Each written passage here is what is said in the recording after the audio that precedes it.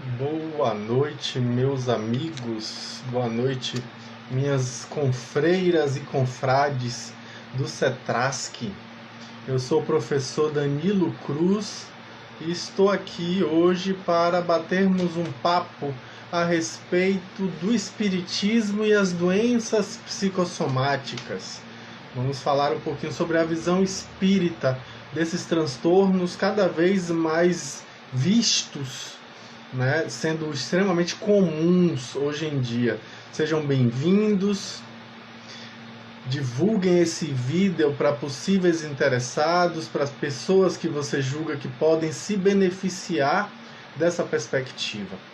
Então, neste momento que a gente está começando o nosso bate-papo da noite, como só ia acontecer, eu peço que a gente entre em um clima favorável, com a possibilidade de oração, com a possibilidade de prece, para nos preparar energeticamente para esse processo de troca de conhecimento, o nosso bate-papo.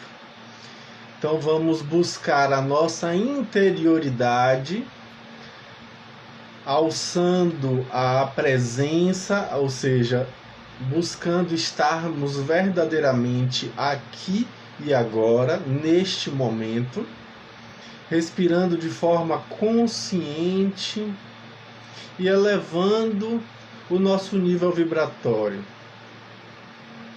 Que os nossos pensamentos alcancem as esferas superiores e que conseguimos mentalizar a figura excelsa do Mestre Jesus. Senhor Jesus, aqui estamos nós mais uma vez reunidos em seu nome, buscando nos esclarecer. Auxilia-nos, Mestre, nessa jornada de autoiluminação. Ampara-nos diante da nossa falta de fé, diante da nossa ignorância, diante da nossa pequenez. Ajuda com as nossas dificuldades e limitações, com a nossa inferioridade, soerguendo o nosso moral, ajudando-nos a nos inspirar rumo a Ti, para buscarmos verdadeiramente nos alinharmos com os Teus propósitos, com o Teu exemplo maior, como nosso modelo e guia.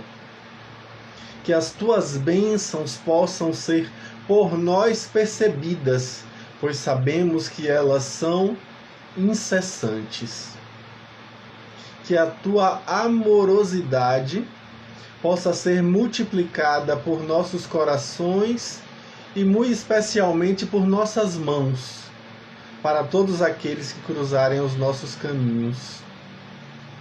Que a Tua presença possa ser percebida especialmente na noite de hoje, quando temos a oportunidade de reflexão a respeito dos nossos próprios comportamentos, da nossa própria relação com as nossas vidas. Que assim seja. Maravilha, pessoal. Boa noite mais uma vez.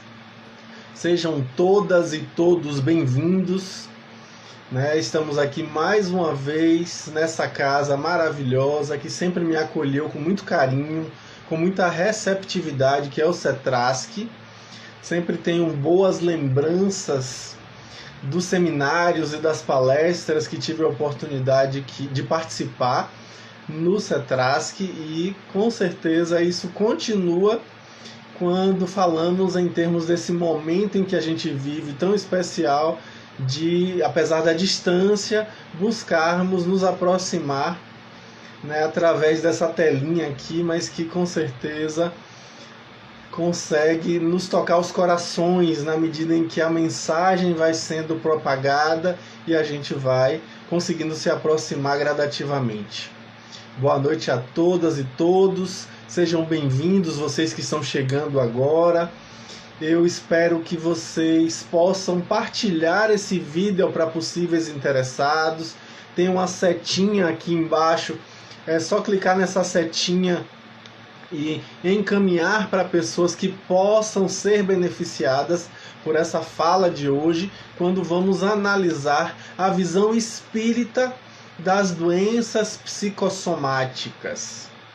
Pois bem, então eu começo a minha fala trazendo uma história interessantíssima que está figurada lá no capítulo de número 7 do livro O Espectro da Consciência, de Ken Wilber, quando ele traz de volta a história de Pierre Janet, um dos mais famosos alunos de Charcot, o eminente psiquiatra que trabalhou no Hospital Le Salpêtrière, em Paris,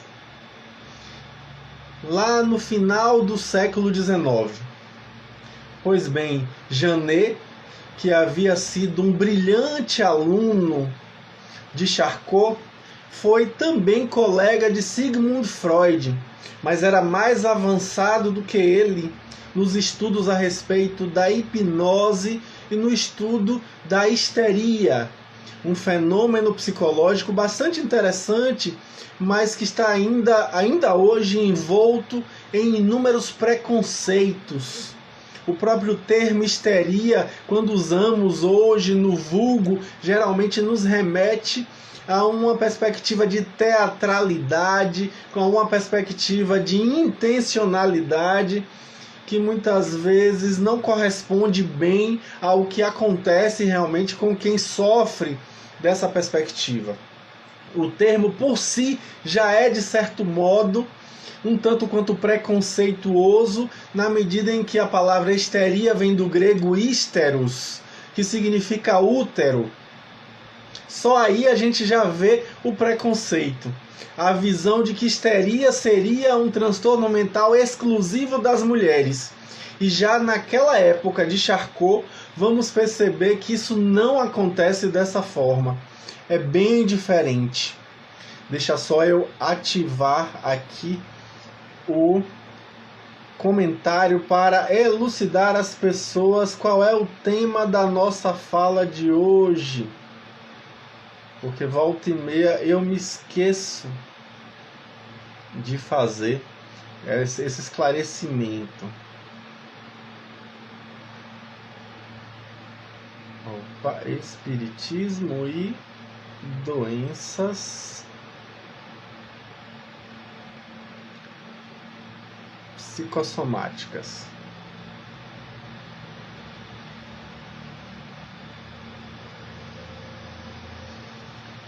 Pronto. E agora eu fixo. Pronto. Pronto. Maravilha. Me perdoem, porque geralmente eu me esqueço, mas hoje eu consegui me lembrar.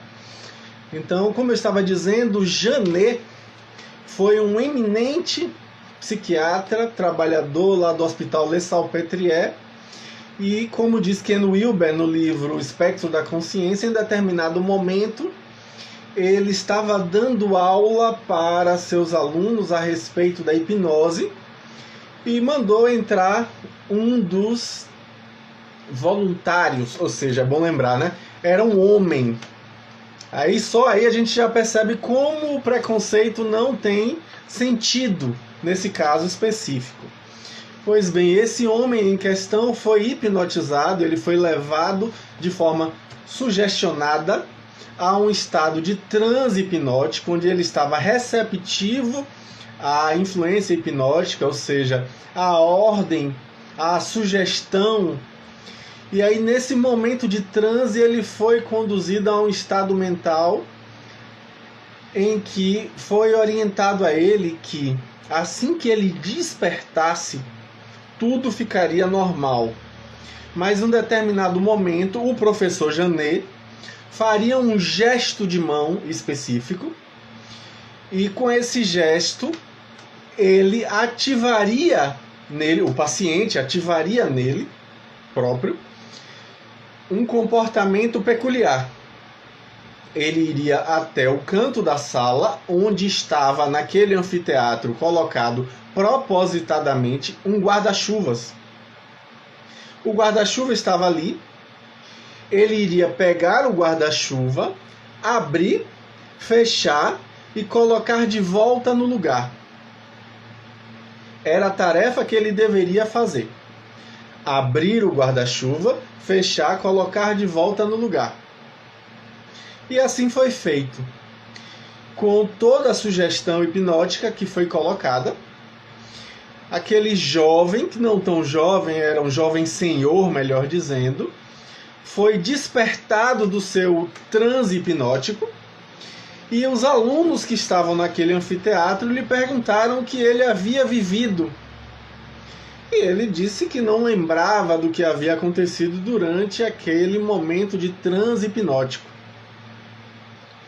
Eis que o professor Janet, em determinado momento da fala dele, levanta a mão, conforme o que havia sido combinado, e automaticamente aquele senhor se levanta da cadeira, se aproxima do guarda-chuva no canto da sala, daquele grande anfiteatro, puxa o guarda-chuva de onde ele estava, abre, fecha e coloca ele de volta no lugar. E automaticamente ele volta para o lugar onde ele estava originariamente quando o professor fez o gesto. As pessoas vendo aquilo, surpresas pelo fato de que a sugestão hipnótica funcionou, perguntavam para ele por que ele havia feito aquilo. Sem saber responder o motivo, já que ele estava sob uma sugestão hipnótica, ele havia sido hipnotizado, colocado em um transe, e por conta disso ele não tinha acesso de forma consciente aos motivos que levavam ele àquele comportamento.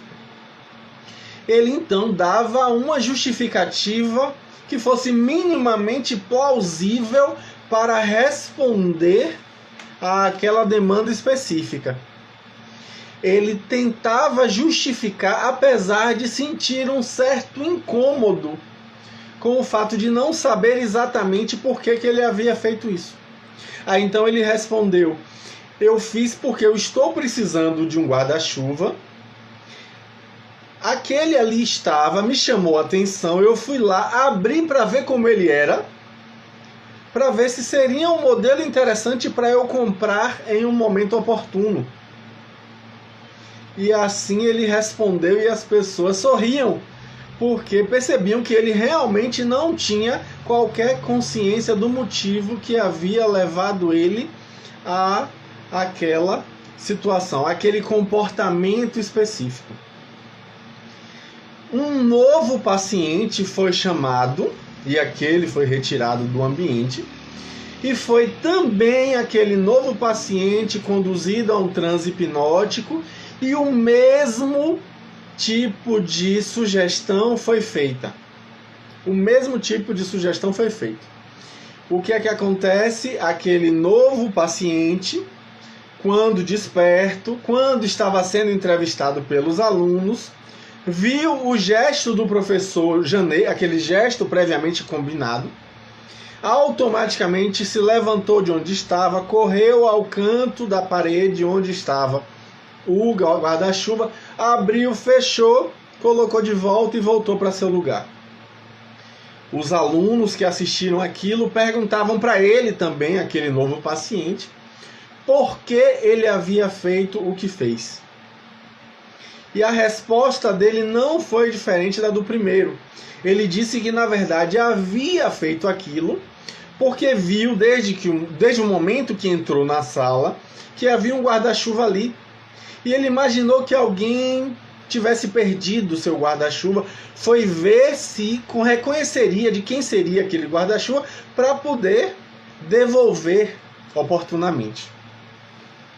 Você vê que a justificativa é um pouco diferente, mas se trata do mesmo modo que a primeira, de uma confabulação, ou seja, não é uma mentira. Ele não estava mentindo, ele estava tentando dar uma justificativa minimamente plausível, minimamente aceitável para a nossa racionalidade, e trazia aquilo com uma sinceridade que convencia as pessoas que não tivessem visto o fato. Porque ele próprio não sabia o motivo. A gente encontra esse tipo de situação, por exemplo, em idosos que estão apresentando seus primeiros sintomas de demência senis. Por exemplo, o mal de Alzheimer. Ele não sabe que alimento. Você pergunta a ele assim, ó, você almoçou o que hoje? Aí ele vai dizer, eu comi feijão, arroz, frango e salada. Quando na verdade, naquele dia específico, ele comeu comida baiana, porque era uma sexta-feira como hoje. E aí, ele está mentindo? Não, não é mentira. É uma confabulação, ou seja, é uma tentativa de preencher a lacuna que não é compreensível para a consciência, mas que tem um sentido racional, porque geralmente o que ele come é aquilo. Ele tenta responder de uma forma minimamente a retirar de si o conflito do fato de que ele não tem certeza do que realmente havia comido. Pois bem, os pacientes de Janet também confabulavam. Eles traziam respostas que tinham um mínimo de plausibilidade.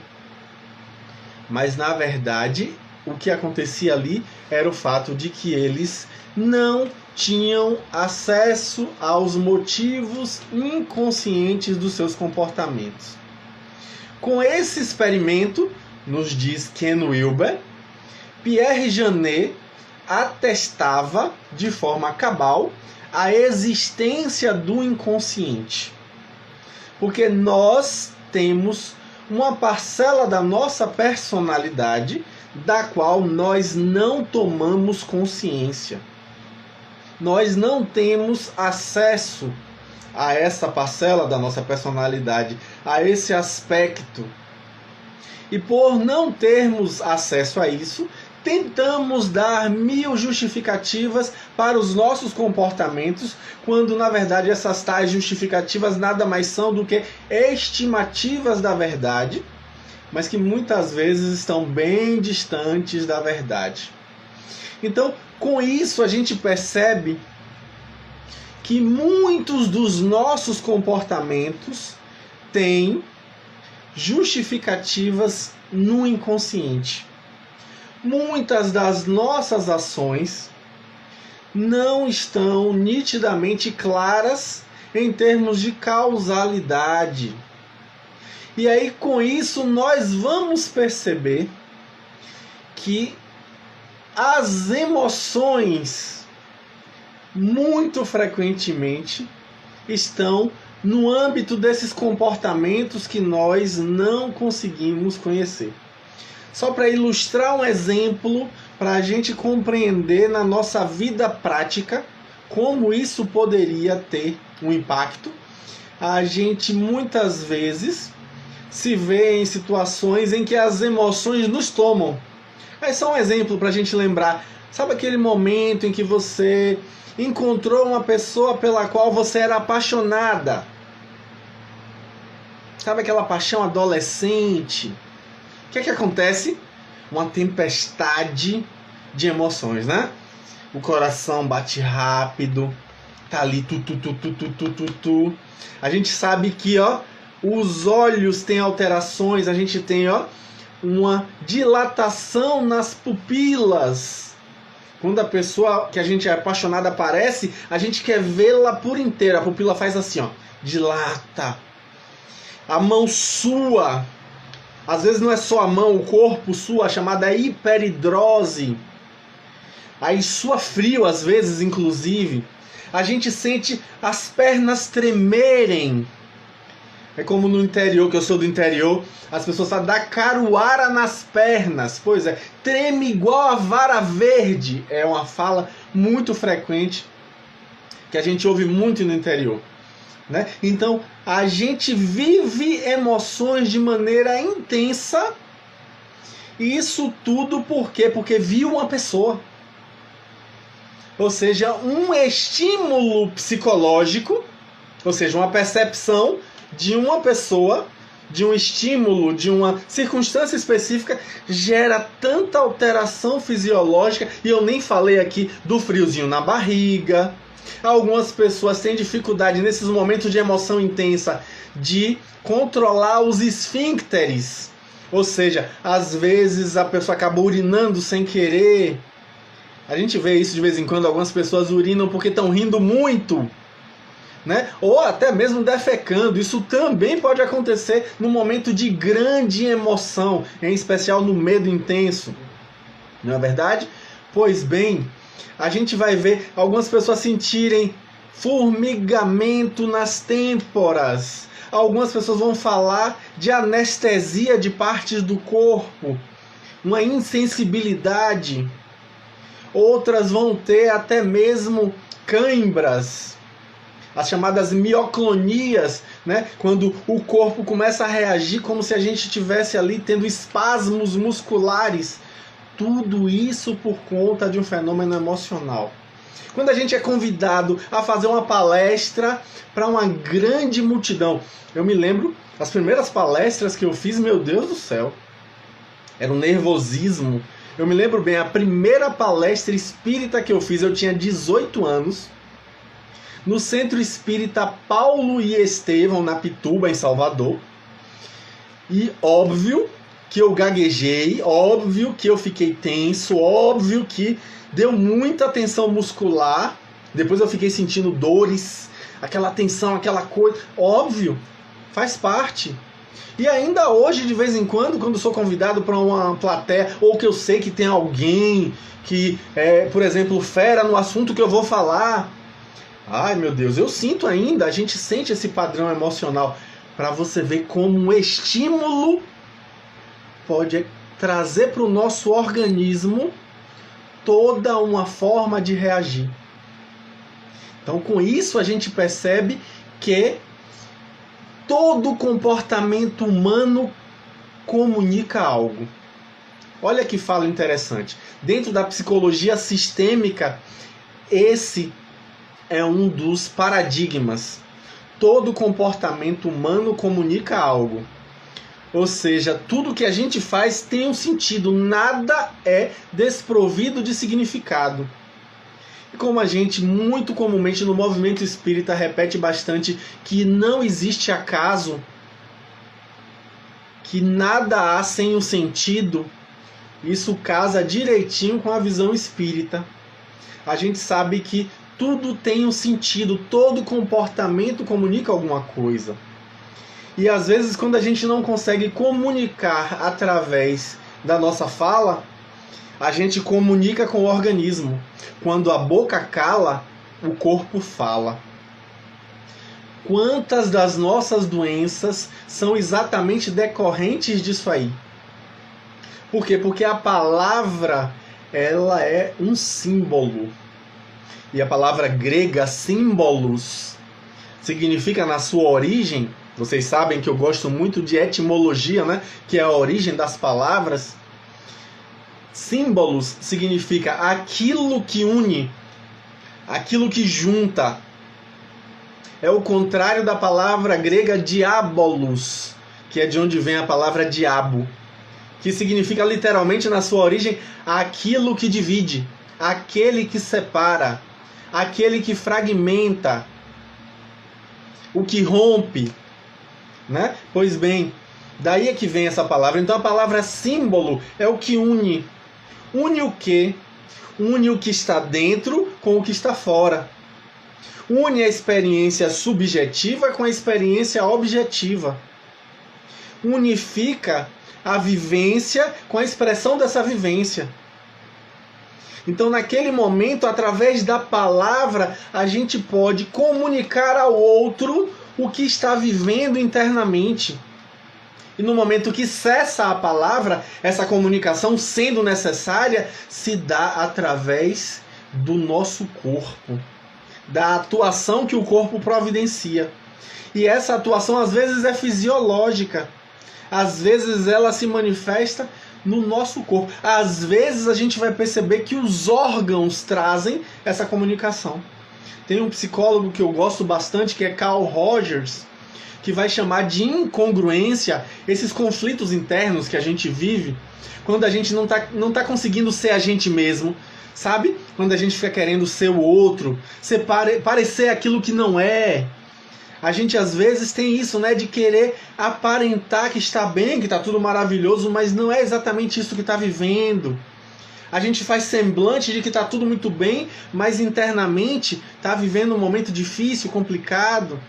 E aí insiste em investir numa imagem pública de maravilha, de que está tudo ótimo, quando na verdade, por dentro, está vivendo um caos. E a isso ele dá o nome de incongruência.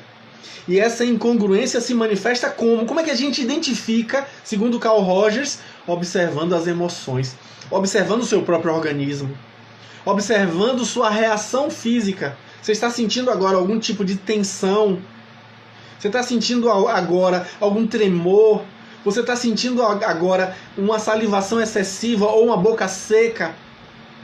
Você está sentindo agora um taquicardia? Ou seja, ele nos convida. A respiração mudou. Ele convida sempre a esse olhar para dentro para identificar o conflito subjetivo, o conflito psicológico, através do olhar para o corpo.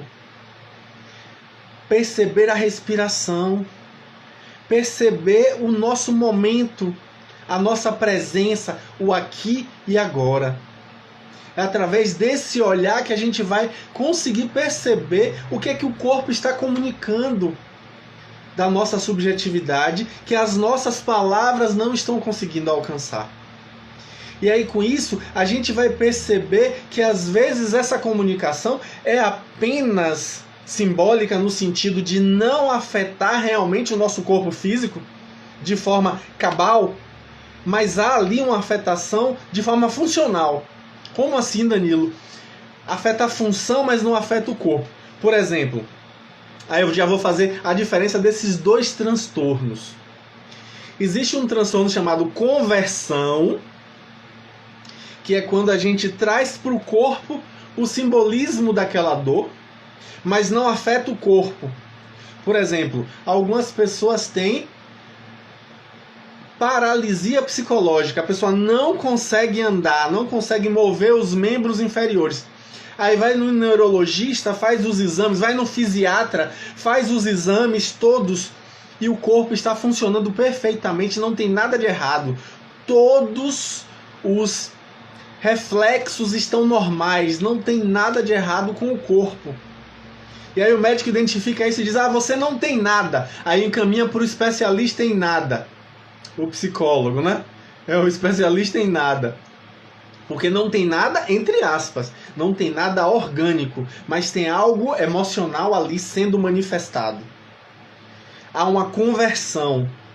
Cegueira psicológica, eu já vi isso trabalhando, né, já há 17 anos com saúde mental. Já atendi casos assim.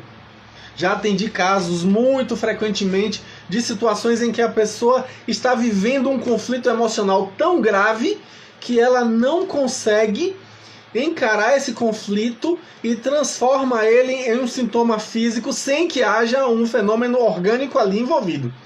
Exemplo clássico que cada vez está menos comum de acontecer, a chamada pseudociese ou gravidez psicológica. Gravidez psicológica está cada vez menos comum, por quê? Porque hoje você vai numa farmácia, gasta menos de R$10, compra um teste que atesta que você realmente não tem aquela gravidez, que era tudo psicológico. Então hoje é muito fácil a gente tirar esse sintoma aí, mas ainda assim algumas pessoas mesmo assim desenvolvem esse sintoma. E aí não tem nada no organismo ali, mas ainda assim ela faz o barrigão. A gente vê nitidamente aquilo ali. Mas hormonalmente, você vai fazer o exame de imagem, não tem nada a não ser uma emoção frustrada que ali está manifestada. Essa é a conversão. Você converte no corpo um sintoma emocional. Mas tem um outro tipo de transtorno que é verdadeiramente a doença psicossomática. O que é essa doença psicossomática? É quando a pessoa realmente tem um problema no organismo. Que a emoção foi tão continuada, foi tão constante que acabou afetando não só a função do órgão, mas o órgão. Exemplo clássico e típico e muito famoso, porque muitos de nós já vivemos alguma coisa parecida ou convivemos com alguém que vive. Gastrite emocional. Você vai fazer um exame, vai ver ali uma ferida, porque existe uma afetação orgânica, mas essa afetação se dá por conta de questões emocionais. Às vezes até tem ali, por exemplo, a Helicobacter pylori, a famosa H. pylori, uma bactéria que vai afetar.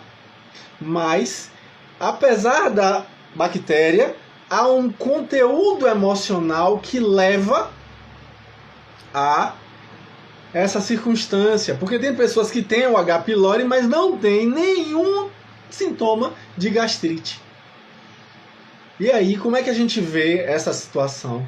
Aí eu gosto de me lembrar bastante de um professor que eu tive na graduação, lá pelos idos do ano de 1997, quando eu estava no terceiro semestre do curso de psicologia da UFBA, que eu tive a grata satisfação de ser aluno de um excelente professor na disciplina Psicopatologia 3, quando ele nos apresentava as teorias de Grodeck, de Alexander Lowen e de Franz Alexander, grandes ícones da psicossomática, que vão trazer justamente o fato de que toda doença, olha que fala contundente, toda doença é psicossomática.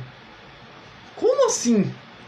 Por quê? Porque sempre existe uma psique envolvida no processo do adoecer. Aí alguém pergunta na sala, eu me lembro dessa pergunta, mas professor, sarampo é uma doença psicossomática? O professor balança a cabeça positivamente e vai dar exemplo dizendo que numa mesma casa, irmãos gêmeos univitelinos, univitelinos quer dizer o quê? Que eles têm exatamente o mesmo DNA. Ou seja, a organicidade é praticamente a mesma. As funções biológicas são praticamente as mesmas, porque o DNA é idêntico. Um pega sarampo e outro não. Por quê? Ou inúmeros casos, que eu tive acesso a isso também, trabalhando em saúde mental no interior, de uma família inteira, com várias pessoas com transtorno mental. Vamos dizer que na casa tinha 8 pessoas, e apenas 3 contraíram bacilo de Koch, ou seja, tuberculose. Por que que só aquelas 3 pegaram esse bacilo que é extremamente contagioso e as outras 5 não?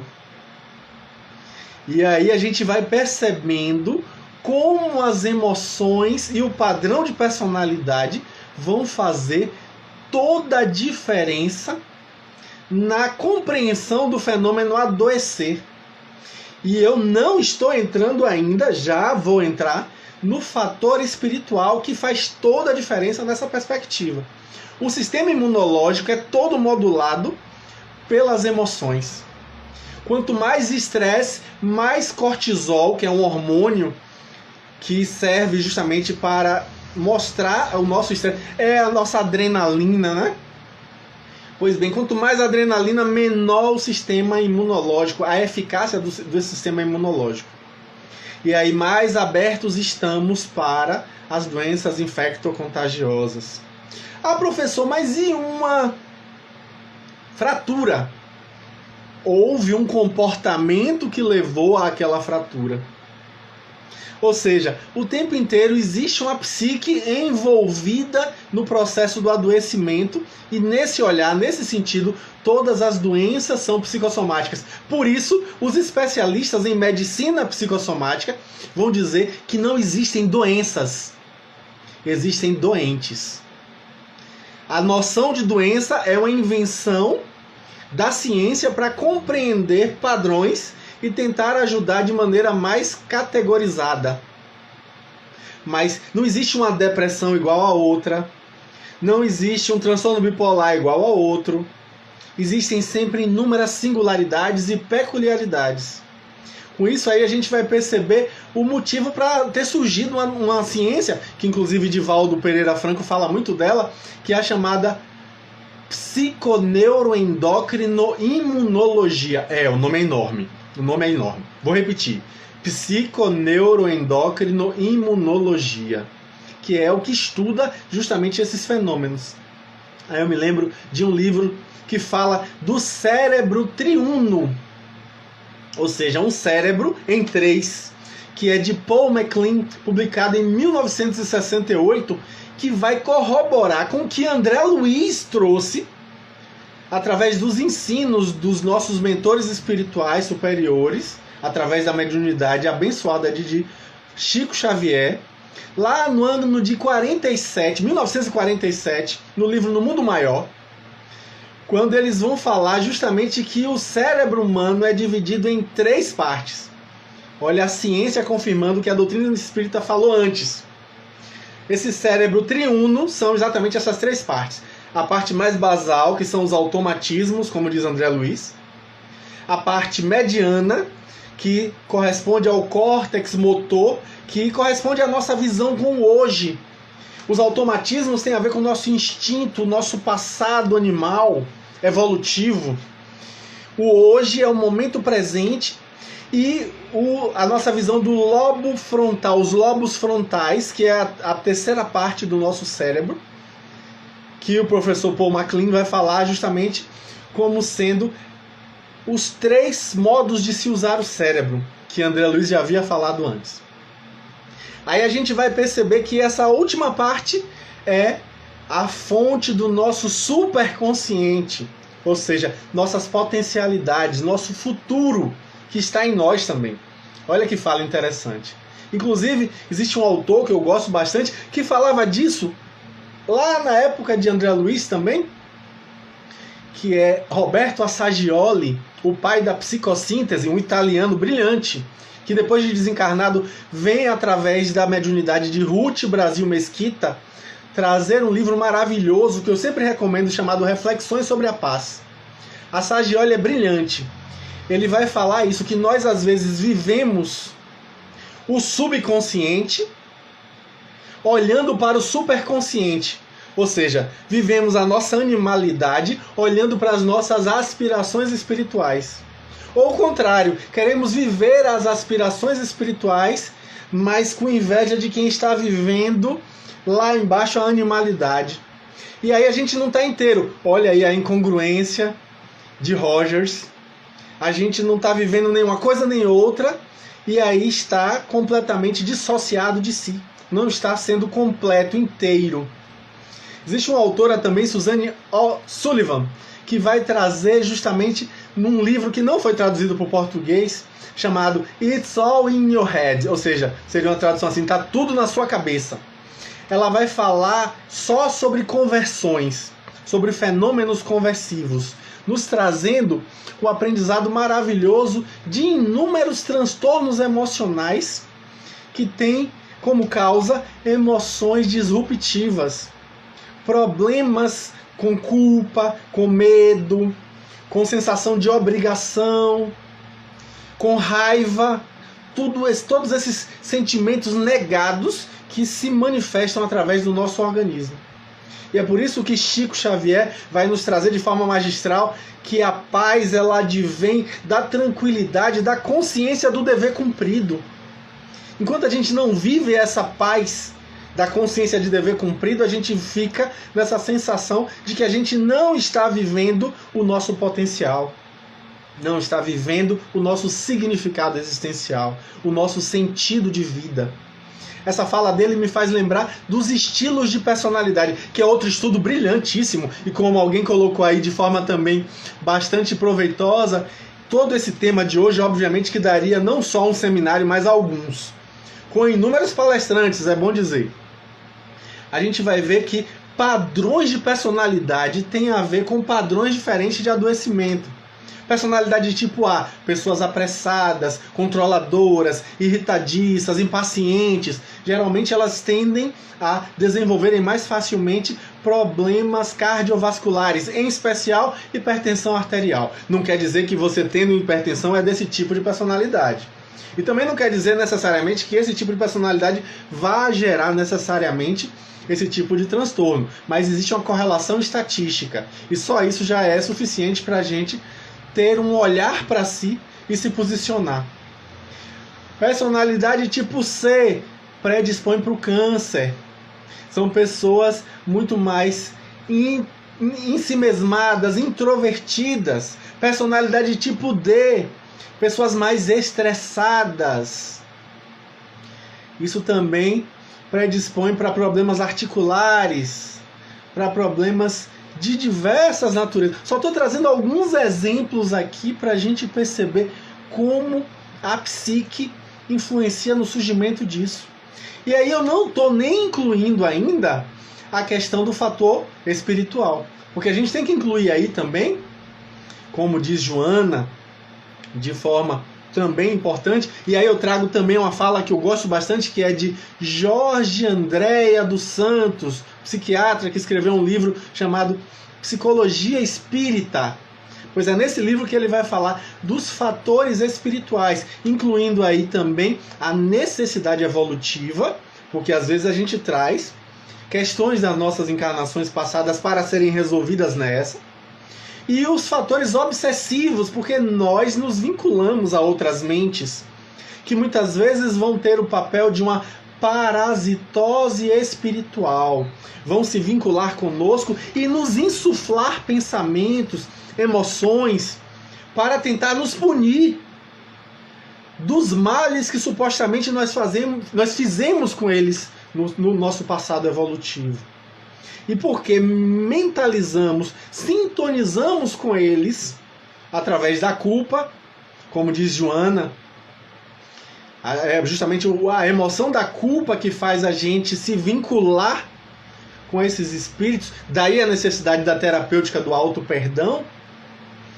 A gente vincula com eles e aí acaba se tornando acessível para eles e influenciável para eles. Somos hipnotizados por eles sem sabermos. Olha que importante para a gente pensar. Aí Joana, no livro Estudos Espíritas, vai nos lembrar do papel crucial do perispírito, que é o nosso corpo espiritual. Ela vai chamar inicialmente de psicossoma. A palavra soma, gente, em grego significa corpo. Somatizar, eu vejo muitas pessoas usando de forma equivocada a palavra somatizar, como se fosse soma, adição, né? Somatizar como se fosse assim, estou somatizando coisa, como se fosse estou juntando mais coisas. Não, isso é um equívoco. O termo somatizar quer dizer corporificar, trazer para o corpo uma coisa que não é originariamente do corpo, ou seja, uma questão emocional. Então, psicossoma quer dizer literalmente corpo do espírito, corpo da alma, corpo da mente. É o perispírito, né? Que já é velho conhecido, né? A gente tem hoje grandes autores chamando ele de modelo organizador biológico, é o chamado MOB, que na verdade é um mediador plástico entre o espírito e o corpo. É um meio termo entre o espírito e o corpo. O espírito, como sendo inteligência, precisa de uma forma, e é o perispírito que dá essa forma. Ele já é velho conhecido, né? A gente vai ver que os estudos espíritas vão mostrar que cada planeta tem uma matéria específica e o perispírito é sempre moldado pela matéria extrafísica desse planeta. E assim também é aqui na Terra, né? A gente tem a matéria extrafísica, ou como Joana coloca, hiperfísica, uma matéria hiperfísica, é uma matéria mesmo, mas não é visível para nossos olhos corpóreos, que não é nada, é alguma coisa. Então por isso a gente diz que é uma matéria. E aí a gente vai perceber justamente que já se fala disso há muito tempo. Eu trouxe aqui uma lista de nomes que o perispírito tem. O Vedanta, na literatura védica, de mais de 2000 anos, já fala do perispírito, chamando ele de Manu, Maya e Kosha. O budismo esotérico vai chamar de Kamarupa. A Kabbalah judaica chama de Roar, ou Roak, como alguns preferem pronunciar. Pitágoras, influenciado muito pelo pensamento egípcio, vai chamar de carne sutil da alma. Os hermetistas egípcios, né, chamavam de Ka.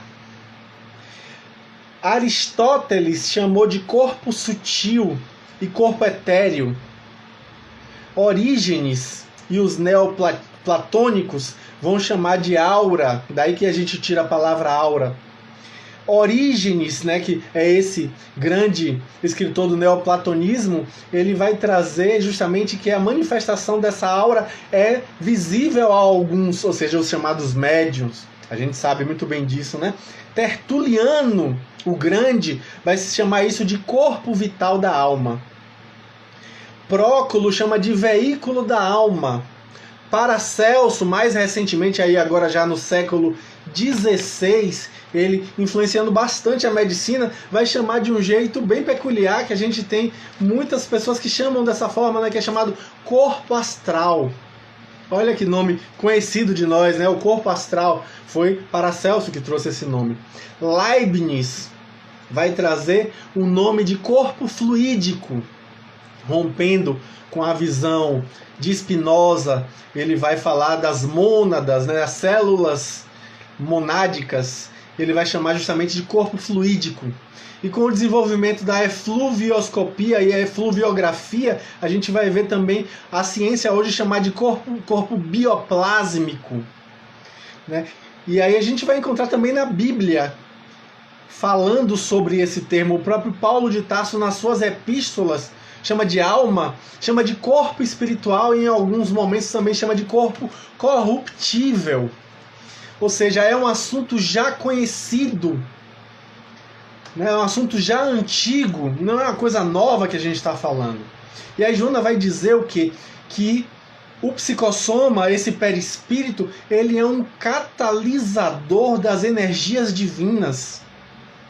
Ele vai trazer justamente a possibilidade de compreensão. Ela fala isso, inclusive, esse é um ponto, de certo modo, polêmico no movimento espírita, porque ela vai trazer que o perispírito é um arquivo das nossas vivências reencarnatórias.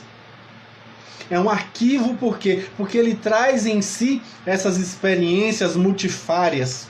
Só que alguns espíritas vão trazer uma visão mais purista da perspectiva de Kardec, que na verdade esse arquivo cognitivo necessariamente é mental e portanto está no espírito, né? E aí a gente fica nessa dúvida, mas eu acho que não é muito produtivo a gente ficar se debruçando sobre essas questiúnculas, quando na verdade, como diz o próprio Paulo de Tarso, é preciso que a gente examine a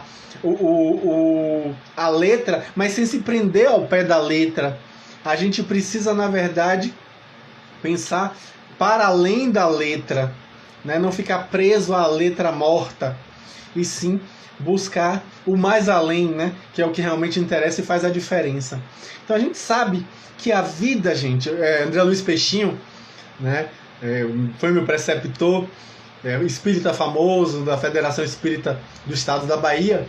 Ele sempre diz que a vida é uma doença sexualmente transmissível que invariavelmente leva à morte.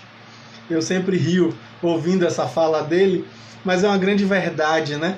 A gente às vezes fica tão preocupado com a vida que tem medo de morrer e se esquece que a gente vai necessariamente morrer em algum momento, porque a gente já viveu essa experiência da morte inúmeras vezes.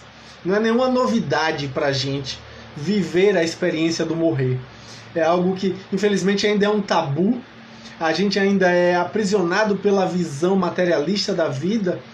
Mas a gente sabe que a gente vai experimentar isso. A gente não é... Eu não sou Danilo, eu estou Danilo.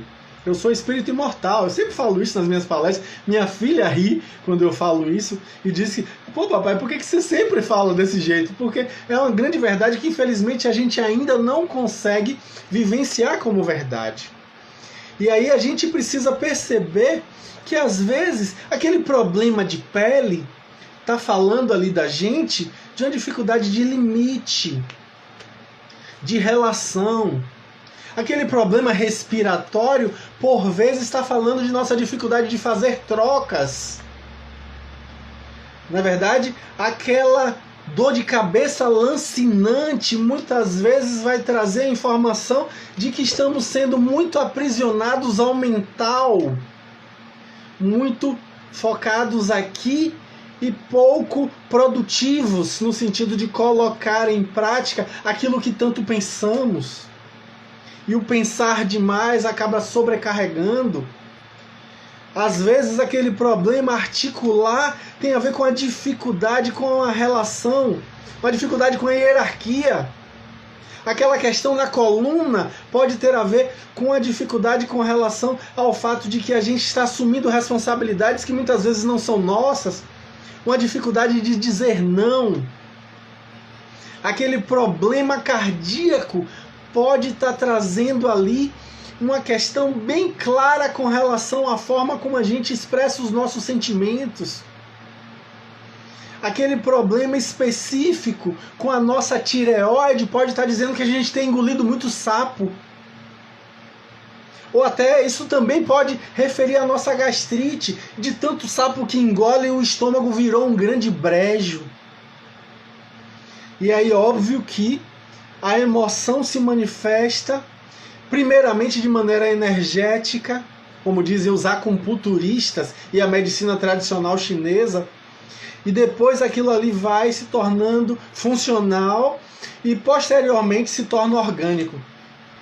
A medicina tradicional chinesa fala disso, né? Que primeiro a manifestação é energética, depois funcional e por último de maneira fisiológica no sentido de anatômica, que vai mexer justamente com aquilo. Então a gente precisa começar a se questionar. Como é que está o meu posicionamento diante das minhas emoções? Diante da minha forma de comunicar essas emoções? Como está a minha possibilidade de compreensão do que essas emoções estão falando? O que será que eu estou calando e que o corpo está gritando a partir daquilo ali? Então é preciso que eu tenha uma perspectiva de compreender que muitas vezes é justamente essa compreensão que está faltando. Em O Livro dos Médiuns, Kardec vai deixar de forma muito clara lá no item de número 54 que inúmeros problemas até hoje insolúveis vão ser compreendidos apenas quando começarmos a entender o papel do perispírito. Olha que fala interessante lá na época da publicação do Livro dos Médiuns e que hoje ainda é algo tão atual. Como a gente precisa compreender os nossos padrões emocionais e compreender o papel do perispírito nisso tudo. Inclusive na terapêutica. Porque é óbvio que a gente precisa da terapêutica. E se já há uma questão orgânica ali, claro, a medicação vai ser absolutamente imprescindível, essencial, necessária. Mas também é necessário lidar com essas emoções. Às vezes a gente precisa de um profissional para poder, de forma isenta, de forma imparcial, ter uma continência, ter um ouvido educado, uma escuta qualificada para nos ajudar a simbolizar aquela dor que a gente não está conseguindo compreender. E, obviamente, que o tratamento espiritual vai fazer toda a diferença. O tratamento fluidoterápico, através da imposição de mãos, o passe magnético, a oração que é capaz de mobilizar energias eletromagnéticas de maneira maravilhosa e esplêndida, fazendo verdadeiros milagres não no sentido que a gente dá da palavra milagre, mas no sentido originário da palavra. A palavra milagre vem de miraculum, que significa algo admirável. Então, que a gente consiga perceber a necessidade de compreensão desse processo e assim ter ouvidos de ouvir e olhos de ver, para perceber o que é que nosso organismo está trazendo de nossa caminhada para a compreensão do nosso autoconhecimento. Porque todo comportamento humano, como eu disse anteriormente, comunica alguma coisa. Então a gente precisa estar atento para o que o nosso comportamento está comunicando. E assim, verdadeiramente, nos conhecermos de maneira profunda e verdadeiramente nos alinharmos de maneira consciente com as leis divinas que nos regem, através da compreensão das leis que estão inscritas na nossa consciência, como dizem os Espíritos em O Livro dos Espíritos. Convido agora para que a gente faça a nossa oração para finalizarmos o nosso bate-papo da noite de hoje, elevando as nossas mentes e sentimentos ao mais alto. Senhor Jesus, nosso coração transborda em gratidão. Estamos muito agradecidos pelas reflexões que tivemos hoje. Que a tua amorosidade, sendo percebida por nós, possa nos insuflar esperança para as tarefas que virão. Possam nos trazer estímulo para multiplicarmos a tua amorosidade onde quer que estejamos, com quem cruzar os nossos caminhos. Sê conosco agora e sempre, Mestre. Que assim seja. Maravilha, pessoal. Um grande abraço e até a próxima, com fé em Deus, com mais reflexões, com mais crescimento, para que a gente possa aprender cada vez mais com essa doutrina maravilhosa que regenera, esclarece e nos traz tantas oportunidades de crescimento. Grande abraço e até a próxima.